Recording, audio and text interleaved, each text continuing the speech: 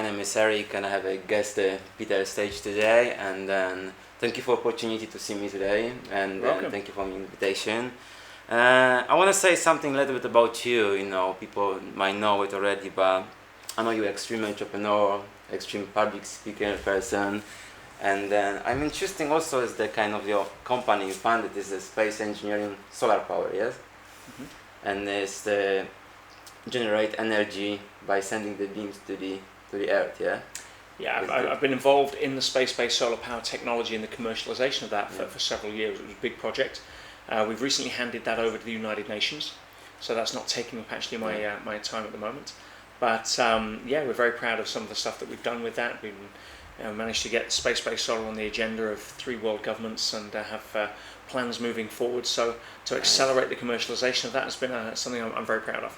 So how far you are with the project at the moment? We have, say, 3 governments that are now developing space-based solar. Yeah. We have, I would say, the Japanese are further ahead than most. They're conducting lots of different wireless power transmission experiments at the moment. And it's an inevitable technology. It's been very exciting to be a part of it. It's something cool, it's something cool. I want to start with a question that most people, they have a problem with, I think, and there was mine in the past, lack of belief. How to improve and increase the belief on any project we have or goals we set for ourselves? Well, that's an interesting question because people don't have a problem with a lack of belief because we all believe what we believe. The question probably is, how do we get ourselves to believe in something that we don't currently believe in? Or how do we get ourselves bought into a project, an idea, a goal, so that every part of us is aligned with that? And that's really where I see a lot of people having challenges. So it's like, well, how do I believe that? Well, there's kind of 3 levels. Belief, when you look at it, is nothing more than a feeling of certainty about something. That's it. So what do you feel certain about? Well, there's different ways to feel certain about something. One is to create a number of references for it. I teach firewalking for the last 15 years. So this is part of belief as well, so it's kind of, Well, many people that believe or come to a firewalk for the first time don't believe they can because they have no references. But if you see 50 people in front of you walk across the coals and they're okay, your belief suddenly goes up because now you have references. You follow the group. Exactly. So it's the same with breaking Formula miles. Roger Bannister. So exactly. It's kind of the one first guy have to do it, so the rest will follow. Exactly. So and that's why it's so important to surround yourself with people who have a similar belief system to what it is that you want to adopt. If you surround yourself with people who tell you why it can't be done, your belief system is going to start adopting that. Yeah, you say this about upgrading your peer group. Correct. Upgrading people. So it's kind of difficult because we are generating friends during our lifetime. And at some point, if we think about transformation and doing something else, we need to adjust this actually group, so we need to... Everybody grows and develops. Now, either we do it purely biologically, which we don't have a choice about, or we can choose to do it emotionally, psychologically, spiritually. And that is a journey for people. Now, I don't expect somebody in their early 20s to have a deep level of compassion, unconditional love at the level that somebody in their 60s and 70s maybe have, because they've had more of a journey through life along that pathway. So, and certainly me in my early 20s, I couldn't spell unconditional love. It just wasn't on my radar because it wasn't part of my journey at that point. I was on my path and having to transcend through those emotional insecurities, etc. as a young man. But coming back to belief, if you have references, that's one way. Either your own or other people's, doesn't matter. If you don't have any references, then you start to need to transition into having what we call faith. Faith is essentially beliefs in the absence of references, without getting any religious connotation around the word. What the reference you say is there can be not necessarily friends around, can be leaders watching on it. Most people, unfortunately, believe things based upon what they watch in television. And which is why most people have such a screwed up belief system when it comes to possibility and what's capable or what they're capable of in the world. And the main I think the problem is the fear of as well. Like people, they have fears of believing I can do this, but I'm scared of doing this. Well, it's fear of what specifically, and when you peel back the onion, Eric, there's only so many fears that are there. I'm a great believer that all roads lead to Rome. Predominantly the fear that we're not enough, and therefore we won't be loved. Now you get a lot of the achievers that'll put over a number of layers of veneer over that to prevent themselves from being vulnerable enough to accept that level of awareness. But essentially that's what it boils down to. But we coat it with achiever words for fear, such as stress. Yeah, with stress. Stress is fear. I'm worried about something not happening the way I want it to look, therefore I get agitated, we call it stress, but ultimately it boils down to fear. Yeah. Right? So, having a lack of belief in something because we have fear is a huge obstacle for most people. But when you boil it down, it's, I'm scared of what people will think of me. I'm scared that I won't have enough, which in a world of abundance in the 21st century is impossible, because we live in a world where you can't starve to death. Unlike our ancestors. In this road, actually, you're going to the confidential issue, like confidence people as well. It's a language issue, because confidence is nothing more than the flip side of insecurity. Yeah. If my confidence is higher than my insecurities, I'll move forward. Just like if my faith in something is higher than my doubts in something, then I'll proceed. If my doubts become bigger than my faith, I'll withdraw or I'll hesitate. Yeah, if my insecurities become bigger than my my confidence, then I will withdraw. So confidence and insecurity are just two sides of the same coin. Just like faith and doubt. You can't have one without the other. So it's just a case of where do I fit on the scale. But if you come to a deeper place than that, this is coming back to answering the initial question. How do you increase a sense of belief? You get past all of that. You don't need faith, you don't need a sense of belief if you transcend it with coming from a place of knowing. Now, how do you get to a place of knowing? See, I don't believe, if I pick up this coaster and I was to drop it, I don't believe that it's going to hit the couch. I know it's going to hit the couch. I don't have to convince myself of that. Oh, you saw this before. So I have lots of references, but now it's gone past belief. Yeah. Beliefs can change in a heartbeat in light of different information. Yeah, you could believe that I was a big scary guy, and you come here and we have a chat, and now you believe that I'm not. Yeah, hopefully. But because all beliefs can change. You can believe something about something, and in a heartbeat that'll shift, or about a country, or about a person, or about your own capabilities, like walking on fire. But you get to a point now where you can't convince me through any new information that that's not going to hit the couch. Unless you demonstrate something, in which case it's a different conversation. Yeah. But my point being is, I have a sense of knowing about that that's deeper than belief. So the question is, how do you deepen beliefs? How do you get more belief about something? Is really, how do I get to a point of knowing? Because at knowing, there's no struggle and effort. I'm not fighting with doubts versus insecurity versus confidence versus faith. I'm coming from a different place. It's like all of that, it doesn't mean anything. I'm no longer engaged in the battle. What I'm engaged in now is a sense of purpose that comes from truth. Yeah. And from that place of truth, I don't need to believe, I just know. So the question should be, how do I get to a place of my own personal truth? And that is very simple. You acknowledge that you have a thinking center that talks you in and out of everything you do. Chatterbox, yeah. And you have a feeling center coming from a place of personal truth that we rarely listen to because it doesn't always make sense. The mind likes to think in balance of equations. If it makes sense, it's kind of fight between, sometimes, what the mind's saying, what the heart give you. The fight is because that if you put the mind and the heart across a debate table, the mind always wins because it has access to more tools. Yeah. But the heart always knows. The heart knows universal truth. You look at applied kinesiology. You look at intuition in anything from police forces to high level negotiation. There is an intuition. There is a sense of knowing that speaks to you in a different language than words, reason, metaphor, deduction, and balance of equation. It comes in a sense of congruency. Yeah, you feel it, you know it, you can't explain it. You don't need to explain it, you just know.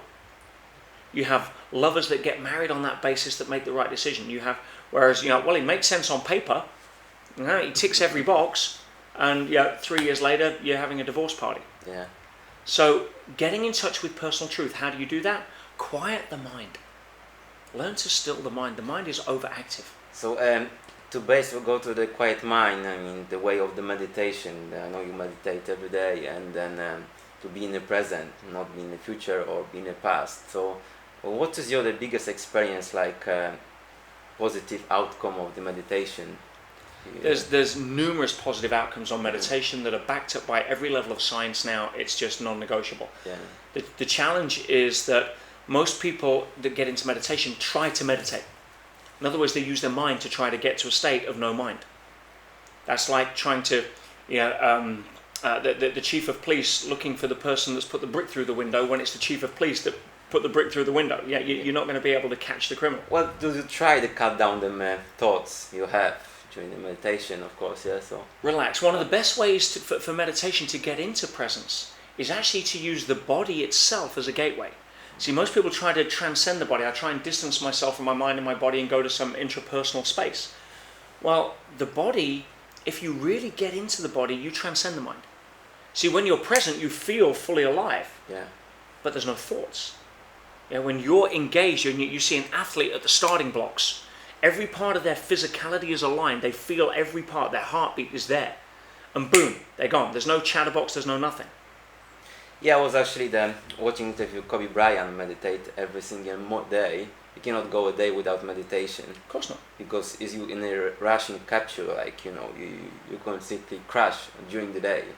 You need to meditate every single day and before the game as well. So, yeah, I noticed this, and then...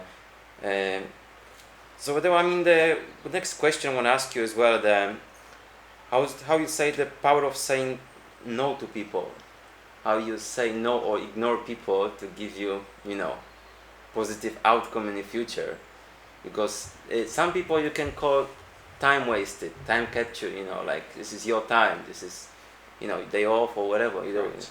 If you don't have the ability to respect your time, nobody else will. Yeah. Now, it doesn't mean to say you got to be a jerk about it. Yeah, there is something respectful about people who own their own time. Yeah. And if somebody calls me and says, or goes through my secretary to say they want a meeting, nobody gets access to time with me unless they send an agenda in advance, and we assess it as being mutually beneficial. Yeah. Otherwise, I'm not going to be able to focus on what my mission is. I'm going to be serving everybody else's. Now, you see many people avoid that because they have a fear of rejection. They don't like saying no. I don't want to hurt somebody's feelings. Yeah, this is the main problem, like, you just give a time to someone else. Well, that's not about them. That's about you, being driven by the good opinion of others and are scared of rejection because you think, it's a personal assault. Well, if you own yourself and you own your truth, it's very easy to say no to people. It's like, I've employed hundreds of people over the years in different businesses. And sometimes, you've got to let go of people. And I don't see that as ruining their day. I see that as giving them an opportunity to be in a job that's better suited to them. Now, they may not see that at the time when they're focusing on scarcity. Or the fact that they don't have wages next week. Yeah. But, I don't want them being in a place where they don't fit. And if they don't have the courage to recognize that and leave it, then I'm the guy that needs to help them. And 3 months down the line, when they hopefully get a better job, or find themselves in a better position, and they look back at the time when the transition point was there, they thank me for having the courage to make that decision for them if they didn't. Yeah. So I don't need the good opinion of others. If I'm walking my truth, and I'm always coming from a place of wanting to serve. It's not an it's not an egocentric position. I'm not like trying to say, well, screw you, my time's more important than yours. I'm saying, well, right now, this doesn't serve our outcome. It's got to be a level of mutual being mutually beneficial. And if you need some time and this is a project you want my advice on, then I have an hourly rate that you can book. But if you're looking for free advice, I have a huge amount of information out there on YouTube that I do so that people that can't afford my time can have access to some benefit. But other than that, I'm very sorry, my time and my mission isn't aligned with where yours is right now. Yeah, this is the main things people need to, I think, focus. Many people watch the Yes Man movie.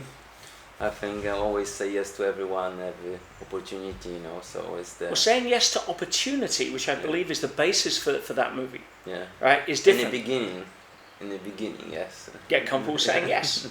But, get comfortable with saying no. Know what your boundaries are. Yeah. Because if you don't, as I say, nobody else will, and you'll be smothered, and you'll be in a life of reaction rather than proaction.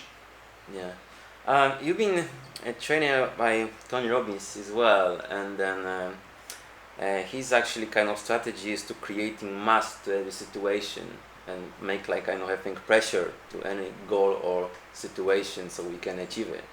What is your strategy of setting up the goals and approach the deadline, be on time? There's a couple of different ways to answer that, and it really depends on where somebody is in their journey. Yeah.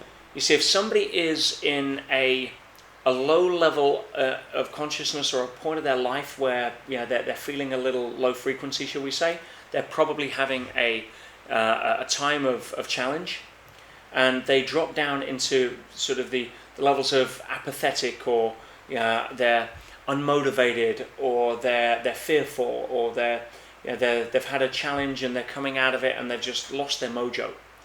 At that point, having desire, having motivation, get up and go, swing the bat, is very useful. It gets you out of the victim mode and into the achiever mode, which is a fantastic step that will help a lot of people that are in victim mode. Yeah. But if you want to go beyond that, for me personally, when I'm setting goals, I don't have a lot of the struggle and effort going on. I surrender to a lot of the outcome. I'm very much more about going with flow these days. I've swam upstream, I've got my swimming stripes on my arm, I know how to do that game. So you're not really rushing, to the goal, you just let it go, yeah? Oh. I tune in, we mentioned earlier about listening to truth. If something is repeatedly hard, that's a message. Am I meant to be doing this, or is there a different way? Or what's my real outcome here? On the wrong path. Exactly. Or am I putting too much importance on being able to get what it is that I want, because that itself is restrictive. Yeah. Well, you say as well that like kind of whatever your goal or your vision is, walk backwards. Mm-hmm. Kind of, I think, yeah. So I try to do the same things, like kind of see the end of the goal and walk backwards, and put a deadline, or kind of try find out the pressure on this end of time goal. Any pressure can help me to, See, pressure and deadlines for goals are very useful if you're looking for additional motivation because you don't have it yourself. Extra fuel, I would say. Yeah. That's right. If you have a goal that you just come from a place of knowing, this is going to happen. All right? I'm just going to do everything that I can within my abilities to make this happen. And it's an inevitable conclusion. It's already happened on my future timeline. It just now needs to show up. Yeah. Just because you're reading page 10 of a book doesn't mean to say page 120 doesn't exist. So I see that level of movie of my life, page 120 is going to happen. I just have to move forward by reading each scene of my life as I go forward. But I have no doubt that what I want to have happen will happen. So if you doubt that and you start getting insecurities and all what's going to, then you need to motivate yourself to move forward. But for me personally, if I don't give myself deadlines. Now, there's practical applications to that. If you've got to get something done by Friday because something has to happen on Saturday that needed the goal to get done by Friday, you better get your ass in gear. That's. I'm not saying sit back and allow it to flow and put your head in the clouds. That doesn't achieve a lot. Determination, for me, is far more important than desire. Desire comes from a place of thinking I need it, therefore the presupposition is I'm not good enough because I don't already have it. Determination is simply a case of, well, here's where I'm focused, here's where I'm going. I don't need it, I'm just choosing to get it. And get out of the damn way because I'm moving. Yeah, this is the drive force, keep moving forward. And another question is, most people work 9 to 5 in London, and then a lot of people keep busy in this kind of rat race loop when they travel to work and back from work, and they have only 1 hour a day free of time to do something. And a lot of people, they not really know what to do, what is my passion, what is my calling. How did you find yours? What's this kind of strategy for find this kind of passion? Well, I've never had a 9 to 5 job. Yeah.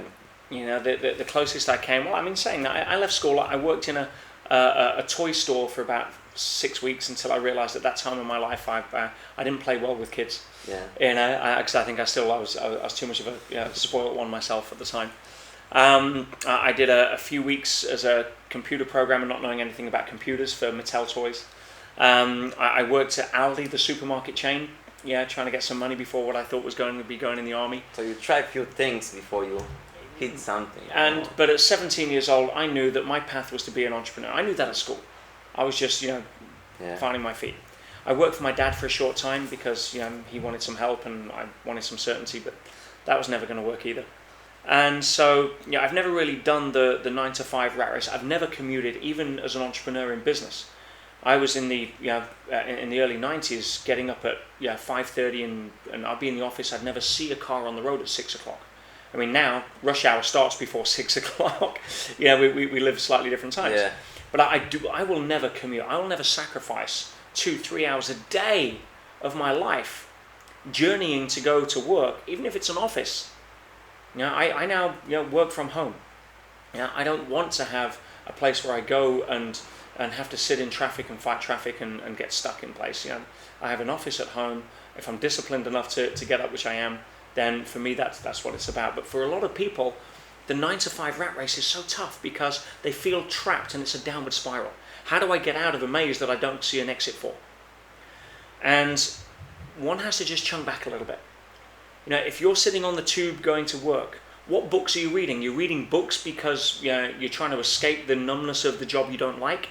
Or at worst, are you reading the Metro or the Evening Standard and filling your mind with media-induced agendas that have your best interests firmly out of sight and not in play? Or are you reading and taking time in that 30 minutes, an hour, whatever it is a day that you have to inspire yourself to something better? So that way you know that, okay, even though I don't like the job that I'm doing right now, I can, it's just a scene in my movie that is leading me to a better scene. So I kind of rent myself out. I kind of see myself as the actor in that. I don't get emotionally attached. I don't start bitching about my dumbass boss that I can't stand, which most of my staff used to probably do about me. It's a case of knowing that even though I'm here, like a normal movie, you go watch James Bond, there's some scenes in that aren't favourable to James Bond. We always know that he's going to save the world and get the girl at the end, because otherwise, the franchise would finish and it's worth too much money. Not to put any spoilers in. But for most people, treat yourself, if you don't enjoy what you're doing now, as a scene in the movie to move towards a better scene, providing you're starting to write a better scene by inspiring yourself as to what's possible. We live in a time now where there is no excuses to not start a business for no capital. For $10 a month, you can get access to technology that used to take people like me in business, $100,000 a month to develop. I think the biggest excuse now is the time. I don't have time. Well, that's strange because last time I checked, we all had the same amount of time.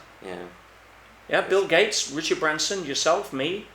We all I think have the people same. they're using in a different way, like you say, in an underground, they playing games instead of get some education or get something, keep moving. It's a choice. It's Most people are so exhausted because they are spending their time in a negative energy of resentments about life, circumstances, people, money, that they need more time to physically recover, so they sleep longer. You start raising your frequency, you start raising your energy, and this is measurable, this is science, this isn't woo-woo.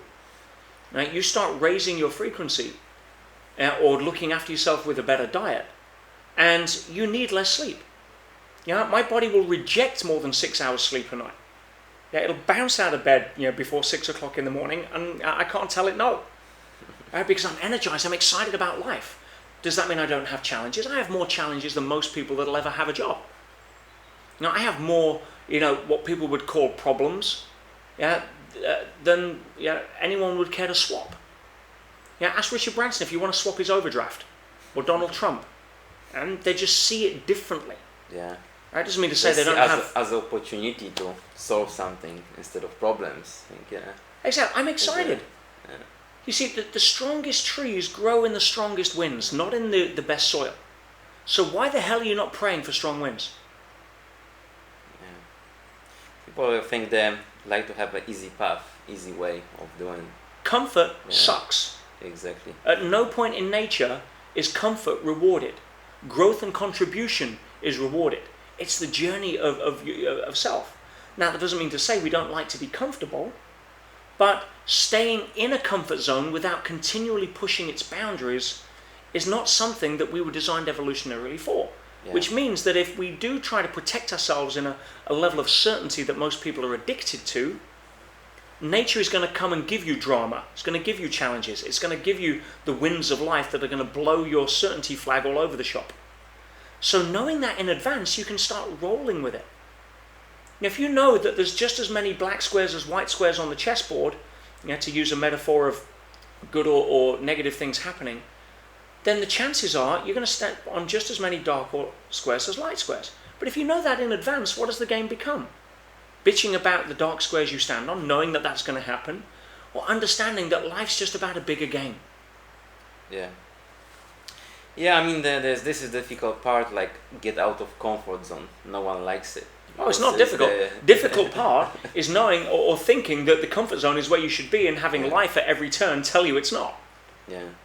I think it's the best practice is to get out for every day as long as you can out of the zone and then... Stretch yourself. Stretching, yeah. If exercise is a stretch for you, start gentle but get inspired by a bigger goal. Yeah. Health is a prerequisite. Most people just take it for granted now because we have antibiotics, and if I get sick, I'll go to the doctors. I mean, hello. Why anybody would go to a doctor, I have no idea if they were sick, because doctors have never studied health. Yeah, they only study sickness. So if you want to be sick, go see a doctor. He'll tell you, he knows everything about being sick. You want to be healthy, go talk to somebody who studied health. Yeah. But if you don't make time for health, you will have to make time for illness. That's just the fact. Well, so choose better things. Choose better things to spend your time on.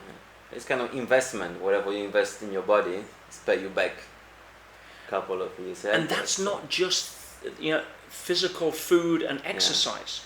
That's thinking. Our thoughts have a way bigger impact on our biochemistry than the food we eat. Case closed. Yeah. There isn't a reasonably educated scientist on the planet that could argue with that. Your brain manufactures every single hormone, biochemical, neuropeptide that you need. I'll give you a quick example. You're driving home from a party, you may have had one or too many drinks, you think you're okay, but you see a blue light in the rearview mirror. What just happens to you physically? Scared. Yes. Blood pressure, up or down? Yeah. Yeah, breathing, increase. Heart rate, increase. Yeah, adrenaline, increase. Yeah. Now, what did that? Because a lot of people would turn around that live at the cause and effect mentality, the Newtonian paradigm, and they will say, oh, well, it was the blue light that caused that. Well, it can't be, because the blue light didn't bury itself in your skull, cross the blood-brain barrier, and start messing around with your neurons. It was your thinking in relation to the blue light that caused the physical changes. Yeah. So your thoughts have way more impact on your physiology than anything else. So think good thoughts, think positive thoughts, think inspirational thoughts. You will have a very different sense of energy around that. Like a guy going through the desert who's on his last legs, about to throw in the towel. He's absolutely exhausted, and I know that. I know that feeling firsthand. And then all of a sudden he crosses the last sand dune where he's about to throw in the towel, and he sees an oasis. What happens to him physically at that point? Yeah. Energized. Energized, yeah. Not just because he just took a can of Coke or a Red Bull. Right? This is because it comes from a different place. Energy is the product of passionate interest. That's why I'm so passionate about sharing this information. So I want to help so many people wake up from the slumber of cause and effect and transition into a powerful life of causing an effect. Because we have the power to do that. So it's kind of inter-thinking first and get out of it. So outer world follows inner world. Yeah. End of story. And the next question is I'm meeting a lot of startups these days, and they focus mainly on perfection, how to do perfect website, how to do perfect design, and not much focus on progress. What is your opinion on this? What is more important, progress or perfect? I hear the words of one of my mentors, Dan Pena, booming in my ears right now, shouting, perfection equals paralysis, and he's absolutely bang on. Yeah. One of the patterns that I'm noticing here, Eric, in a lot of consistent ways with new entrepreneurs, is that they're covering up their lack of ability to handle uncertainty by doing research under the guise of chasing perfectionism. Yeah. Right? That's like saying, well, listen, I'm going to read all the books on darts that I can read so that my first dart is going to be a bullseye. Yeah. That doesn't work. Get up, stand up to the plate, or the oche, throw the dart, and the first one may miss the board. But then you adjust. You throw the second one, it gets a little closer. You throw the third one, it gets a little closer. Now, eventually, you're going to be getting bullseyes because you're used to throwing, not used to reading books on darts. You experience getting better on this one, yeah. So. See, if I'm trying to be perfect, then to all you perfectionist people out there, listen to me. Yeah, again, another one of my mentors I've spent on many years with, Tony Robbins, right, will tell you, perfection is the lowest standard. And the reason it's the lowest standard is because it's unattainable. So why are you trying to be perfect? By being perfect, you guarantee you never will be. Yeah, most people try to be perfect, try to do this exactly. No, most people are afraid of being imperfect. But I think this is go to the procrastination problem. They procrastinate under the guise of research. Yeah. Oh, I'll just do 2 more focus groups. Oh, I'll just do another hour's surfing to see if there's any other ideas I can benchmark. No, shut up. Do your research. Limit it. Get in the game. Swing the bat. Then reassess. Yeah. But at least you're in the game. Yeah, this is very good. Yeah, this is very important. I think. Yeah, what I always say, just do it. Make progress. Then adjust to the problems or opportunity come along with it. So yeah. It's like. Yeah, and the next question will be different between Tony Robbins and Dan Pena. Now, if I asked Dan about Tony, I know exactly what he'd say. But I mean, I want to be respectful for both guys. I mean, Tony. Let me talk about Tony first. Yeah, Tony has brought more to the world in terms of understanding psychology, motivating people out of victim mode into achiever mode, than probably anybody else alive. More than Napoleon Hill, and his contribution at that level has been phenomenal. And it's been a real privilege to spend the last 16 years now, traveling around the world on a fairly regular basis with Tony, serving at his events, working with people, learning some of the cutting edge levels of his technology and skills that he teaches his trainers, and that's been phenomenal. It's given me a very good grounding, and I thank Tony for that. Dan is probably the most consummate, complete deal-making businessman you'll ever meet in your life. Yeah, you combine Richard Branson with Donald Trump, Ross Perot, Bill Gates, and Steve Jobs. Yeah, and throw in someone like General Patton, or with a big stick and a loud voice. Then you got Dan. With Dan, there is absolutely no hiding place. I mean, Tony will understand a lot of the patterns you run, and he will maneuver elegantly into you to face your fears. Dan won't. He'll reach his hand down your throat and rip out your fears, and then slap you with them until you decide that you're never going to have them again. Yeah. Dan's incredible. Dan has such a huge heart. Not many people see this. At his 70th birthday, after his 70th birthday, which I was recently had up at Guthrie Castle, he put a video out, and it's the first time I've publicly seen him cry through emotion out of how much he's touched his mentees. Dan is about contribution. Dan is about serving. Dan is about, at 70 years old, working still 60, 70 hours a week. Not because he needs the money, not because he cares about himself. He's got a complete ethnocentric shift on how do I get you across the finish line, even when you don't believe in yourself, even if you don't care about it. And he is, there's no hiding place with Dan. I respect both men immensely. And I'll say one of the criticisms that people used to have about Tony is that he made most of his money selling books and seminars and seats. I have to say that Tony in recent years has really transformed himself into a far better businessman. He's surrounded himself and modeled the best business guys on the planet right now. His business mastery, which came about as a result of an introduction I made through an ex-business partner of mine, the late Chet Holmes, who was an incredible guy. Chet and Tony formed a business mastery, and Tony has really grown through that. I've seen over the years Tony become a far better businessman than he used to be, in my opinion. And I think he'd be the first to acknowledge that, especially now. He's so on his game, because he brings the psychology to it as well. So does Dan. Dan, you go to the Dan Castle seminar, and again, you're going to get your patterns beaten out of you with a club. Well, we all need it. We all need it at some point, to... People react to different things. Yeah. So again, what's the difference between the two? Tune in. Watch a podcast of Dan's, watch a podcast of Tony's, see which one resonates, and roll the dice and go invest in yourself and spend some time with them. I think everyone should meet both of them. both of them in a lifetime. So there's certainly characters. I mean, yeah. Again, another thing I learned from Tony. He said that when you start to play a musical instrument, and I'm very grateful you bought a ukulele for me today. Yes. Yeah, as a gift. Thank you for that, Eric. That's good. We're gonna have some fun with that. Yeah. But Tony said when you start to learn to play a musical instrument, you start off by playing other people's music, obviously. But you get to a point in your learning where you start to become consciously competent, where you start to compose your own. Yeah. But the music that you compose is always influenced by the masters that you studied under. So it's still your symphony, but you can hear a lot of the melodies of the previous masters that you studied with.